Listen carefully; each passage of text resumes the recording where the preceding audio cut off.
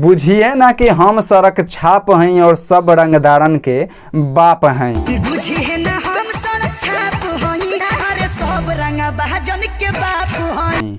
जी हाँ दोस्तों, देखिए कि आज कल मार्केट में एक ही चीज़ चल रहा है, मतलब कि भोजपुरी में अगर एक ही चीज़ चल रहा है कि हम लाएंगे इस गाने पे, हम लाएंगे इस गाने पे, मतलब कि एकदम बवाल गाना चल रहा है रंगदारी सॉन्ग।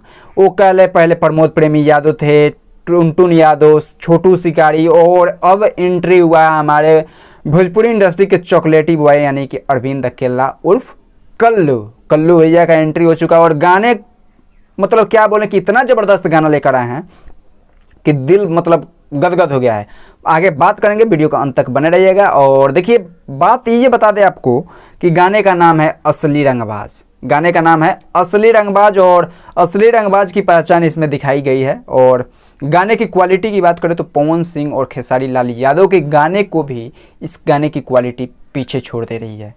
मतलब इतना ज़बरदस्त मुझे ये गाना लगा, इतना ज़बरदस्त गाना। क्वालिटी अगर देख लें, जब स्टार्ट ही होता है तो एक क्वालिटी से दिल गदगद हो जाता है कि भोजपुरी इंडस्ट्री की गाना है।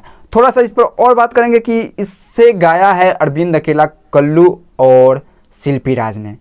इसको मतलब लिरिक्स दिए हैं, मतलब कि गाना दिए हैं आशुतोष तिवारी। देखिए आशुतोष तिवारी गाना बहुत ज़बरदस्त इस साल हर एक स्टार को दिए और गाना बहुत ही ज़बरदस्त दिए। उनके गाने लिखे हुए गाने 100 मिलियन 200 मिलियन पार हुए हैं। और इस गाने को म्यूजिक दिए हैं विक्की विकास दिए हैं म्यूजिक, और वायरल भोजपुरी से ये गाना आया हुआ है। और एक बात आपको बता दें कि ये गाना लगभग 7 दिन आए हुए हो गया है और इस गाने की बात करें तो लगभग 19 से 20 लाख व्यूज़ इस पर चला गया है।